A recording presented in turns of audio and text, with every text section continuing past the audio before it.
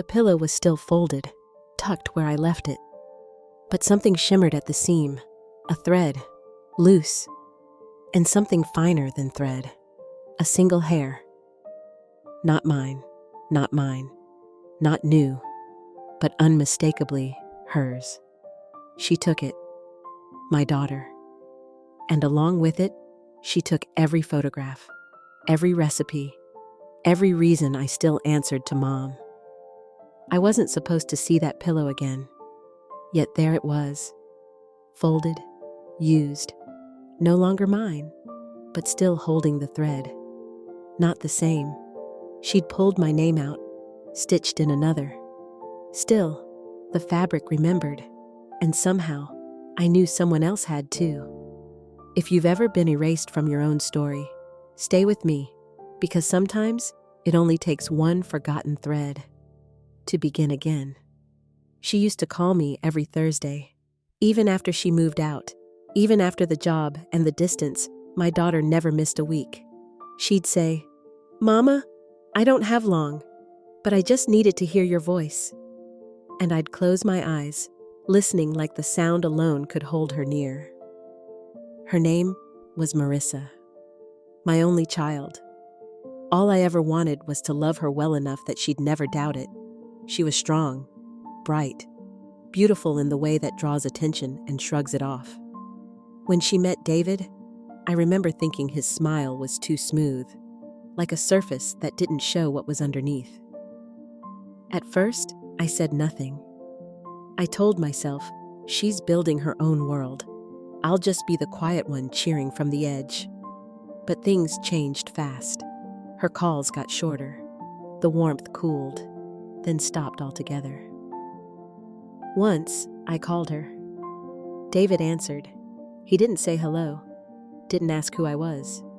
Just said, "There's no need to keep calling." Then he hung up. The silence after that rang louder than anything. Weeks later, Marissa came by, unannounced.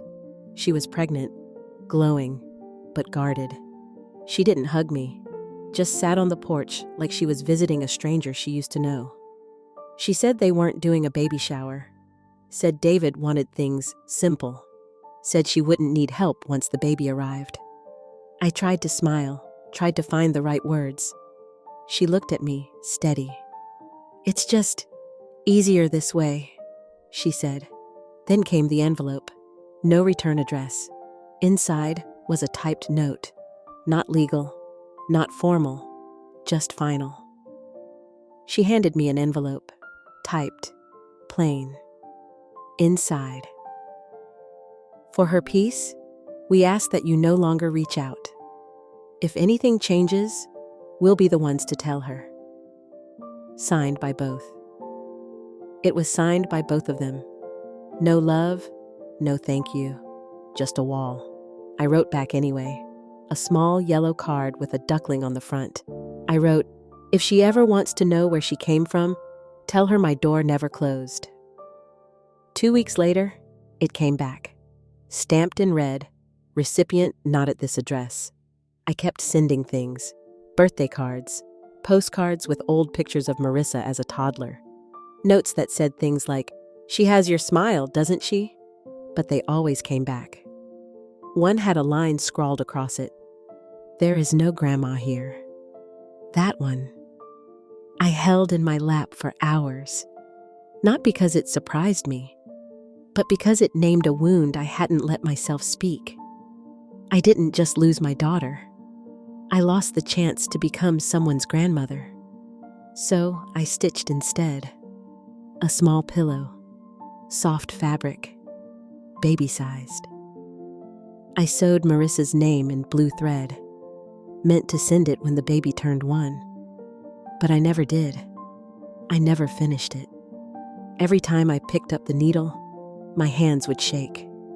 Not from age, but from a grief that had no one left to receive it. So the ginkgo leaf stayed half-stitched. And my love, it didn't vanish. It just folded itself smaller into the seams of something unfinished. Some silences don't echo. They just stay. Thick in the curtains, worn into the floorboards, waiting beside the door like someone who forgot how to knock. After Marissa stopped calling, I moved slower. Not from age, just less reason. The house didn't change, but it felt different. Her teacup still sat in the second cabinet, the one with the hairline crack she used to call a smile. The blanket on the armchair still carried her shape. And on good mornings, when the sun angled just right, I'd see tiny dust motes dancing in the air, like something was still moving, even if we weren't. I talked less, walked less, but I stitched. That's what I had left. I kept a wooden box by my sewing chair. I called it my quiet keeper. Inside, old thimbles, soft scissors, spools of thread in every color I never dared use, and a folded pillowcase, small, cream-colored, laced along the edge with cotton I had saved from a dress I wore the day I brought Marissa home. In the corner of that pillow, her name. Marissa, stitched in pale blue. Above it, a ginkgo leaf, only half done. I would open the box, lay the fabric across my lap, run my hand over the stitches like a prayer I'd forgotten the words to. Sometimes I'd thread the needle, hold it up to the light, try to find where I left off. But every time, my hands would stop. Love needs a place to land, and mine had none. One day, I found a single hair in the pillow's corner. Long, brown, caught in the stitching, and I didn't know if it was mine or hers. I kept it anyway, like a misplaced memory, or maybe a promise. When she was little, Marissa would curl up on my chest after a nightmare, her ear pressed right where that leaf now sits. I used to hum old lullabies. She'd fall asleep before I finished the first verse. Now, even the radio couldn't fill the space. I played soft jazz most afternoons. Let the music do the remembering. At the grocery store, I'd see young mothers and turn the other way. In the parking lot, a little girl once shouted, "Grandma!" I turned before I could stop myself. It wasn't for me. Of course it wasn't, but my throat tightened like it didn't know. The neighbors noticed I kept to myself. Fewer waves, fewer questions. That was fine. I didn't know how to explain I was grieving someone who wasn't dead, someone who had chosen a life I wasn't allowed to be part of. But love, it doesn't vanish when it's unused. It waits. So I tucked it into that half-stitched pillow, into the silence between radio songs, into every unopened card I never sent, into the way sunlight touched the window each morning, soft, like a reminder. I never met the baby. I didn't know if she had Marissa's eyes, or my laugh, if she was ever told my name, or just grew up with a quiet absence no one explained. But I kept the box ready, just in case the thread ever came back. The knock came on a Thursday afternoon, the same day she used to call. The same silence, finally broken, not by a phone, but by footsteps. I remember because the sun was soft on the porch rail, and I had just folded a pillowcase, the one with the faded blue border. My fingers paused at the hem, not because it was torn, but because I hadn't touched a needle in years. The knock came again, not loud, not rushed, just steady, like someone who wasn't sure if they were welcome. When I opened the door, I saw a girl standing there. No, not a girl. A young woman, tall, long brown hair, eyes that held more than her years. She looked nervous, but not lost. "Are you Eileen?" she asked. I nodded, slow. Something in me already knew. She took a breath. "I'm Lena. I think I'm your granddaughter." The world didn't spin. It just got very quiet. She held out a small book and something wrapped in cloth. I was working on a paper. I started asking questions about our family, but no one would answer. I was working on a paper about female memory. I started asking questions about our family, but no one would answer. I didn't say a word. She glanced down at the book. I found this in a box in my mom's garage. It was hidden behind old paint cans. The binding was cracked. I saw the spine before I saw the writing, but the script. I recognized it before she turned the page. "It's hers," I said. My voice barely more than air. She nodded. "Your daughter." "My mother." She opened the book to a folded page. "There's something in here I think you should hear." She didn't hand it to me. She read it herself. "I once had the gentlest mother. I just didn't know how to forgive her for staying kind, even when I couldn't be." Lena looked up. "She wrote that when I was 8. My chest didn't ache. It just lifted, like something long pressed down had finally breathed." "She never spoke your name," Lena said softly. But in her silence, I started to wonder who was missing. She unwrapped the cloth. Inside was a silver chain. The clasp was broken, but the shape was whole. "I found this in the same box, tucked in a pouch. I don't think she meant to keep it." I took it in my hand. I hadn't seen it since Marissa was 16. It had belonged to my mother, then to me. I had planned to give it to my daughter on the day she left home for good. That day never came. I looked at Lena. She didn't ask questions. She just waited. I stood, slowly, walked to the shelf where I kept things I never meant to give away. I opened the wooden box and pulled out the small pillow. The embroidery was still unfinished. A ginkgo leaf, half-stitched in blue and green. The thread had dulled, but the fabric remembered. "This was supposed to be for your mother," I said. "I stopped working on it the night she left." Lena's eyes traced the stitches, then the empty space. "The ginkgo," she said. "It's for memory, right?" I smiled. "And endurance." I sat at the table. The needle was still tucked into the hem.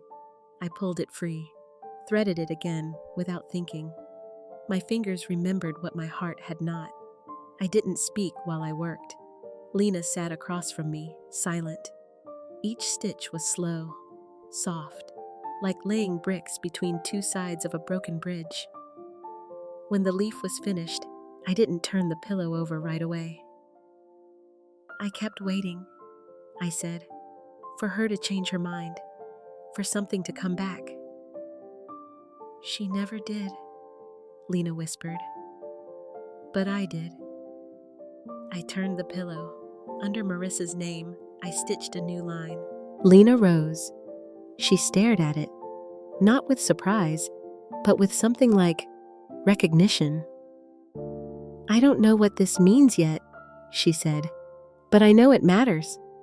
She reached into her bag again, another folded page, this time not torn from the book, but tucked in separately. "She wrote this too.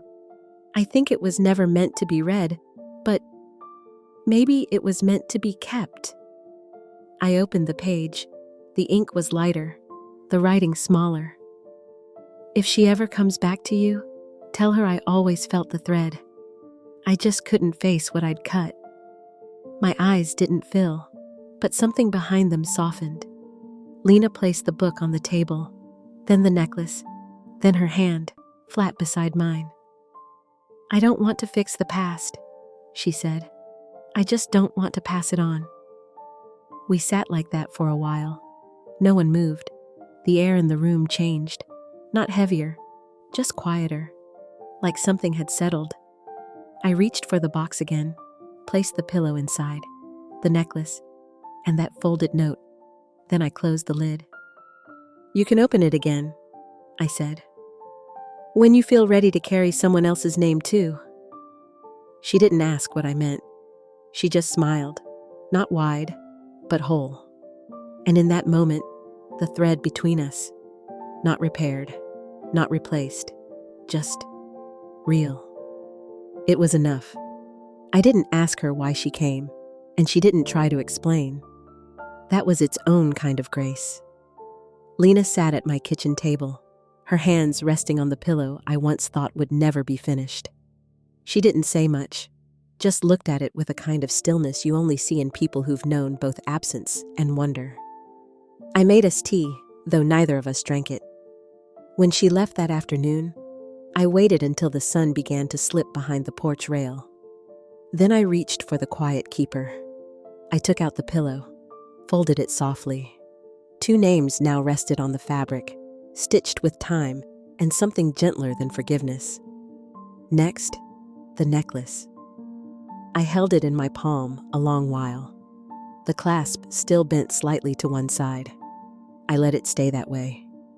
Some things, when too carefully corrected, lose what made them strong. And then, the letter. Handwritten. Not long. "You don't owe anyone forgiveness, not even me. But if someday you love someone who cannot love you back, don't close the door. Just rest beside it. Even locked doors creak when hope sits long enough." I folded the note once, placed it between the fabric and the chain. Then I opened the bottom drawer of my cabinet. Inside was an old linen handkerchief, faded rose print, a little torn at the edge. It had belonged to my mother, the one who taught me to sew when I was no older than Lena. I wrapped everything inside that cloth, 3 generations in one bundle, not tied by blood, but by thread. The next day, Lena came again. She didn't knock, just waited quietly on the porch. I handed her the bundle. She looked down, then back at me.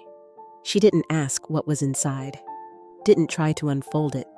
Her hands closed around the soft linen like it had always been waiting for her. It was the same pillow, but no longer unfinished. Now it carried 2 names and a thread that had bent, but never broke. We didn't say goodbye, only met each other's gaze, hers full of something still forming, mine steady, soft, done with waiting, and that was enough. A pillow, a chain, a note, and a thread that had finally found its way forward. Lena didn't come the next day. She didn't have to. Some returns don't happen with footsteps. They unfold in small gestures, quiet continuations. A week passed, then 2, and then a letter. No return name, just familiar handwriting and a small pressed leaf folded inside. Her note was short. She didn't say anything, but she sat with the pillow for a long time, ran her fingers along the stitches, paused at the leaf. 3 times, her thumb brushed it. Then she placed it on the bed and left the room softer than she entered. I read it twice, then held the pressed ginkgo leaf to the light. The veins were faint, but still there, like memory.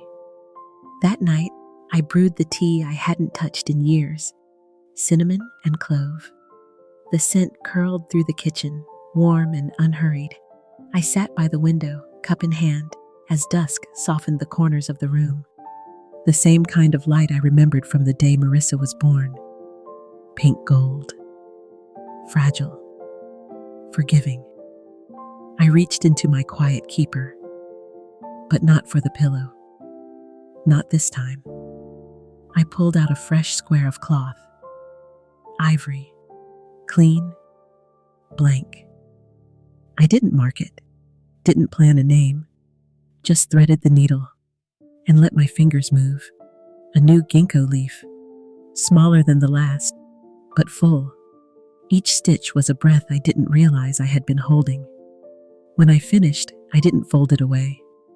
I placed it on the windowsill, where morning light would find it, where dust might rest gently on the threads, where someone, someday, might ask who it was for.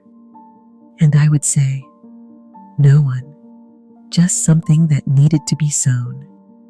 Because not all love is about being held. Some love is about being made, quietly, even when no one sees. That night, I slept without dreaming.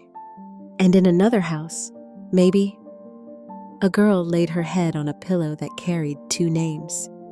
And a woman paused at a doorway, her hand still remembering what it once pushed away. The thread didn't break. It bent. It waited.